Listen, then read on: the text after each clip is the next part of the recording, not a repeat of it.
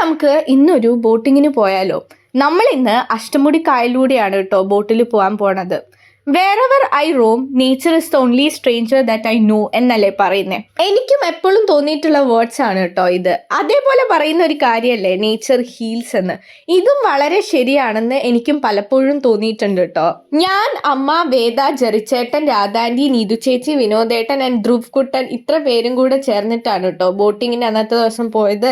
കണ്ടൽ കാടുകളിലൂടെയാണ് നമ്മുടെ ബോട്ട് പോയത്. അതിന്റെ ഒരു ഭംഗി പറയാനൊന്നും പറ്റുന്ന ഒരു കാര്യമല്ല കേട്ടോ. ആൻഡ് ബോട്ടിൽ കയറി ഒരു 5 മിനിറ്റ് തൊട്ട് ബോട്ട് റൈഡ് അവസാനിക്കുന്നവരെ നമ്മുടെ ധ്രുവ് കുട്ടനാണ് കേട്ടോ ബോട്ട് ചെറുതായെങ്കിലും ഓടിച്ചത്. അതാണ് നിങ്ങൾ നേരത്തെ കണ്ടത്. നമ്മൾ കറക്റ്റ് 6 മണി ആയപ്പോഴാണ് ബോട്ടിൽ കയറിയത്. അതുകൊണ്ട് തന്നെ നമുക്ക് സൺറൈസും നന്നായിട്ട് കാണാൻ പറ്റിട്ടോ.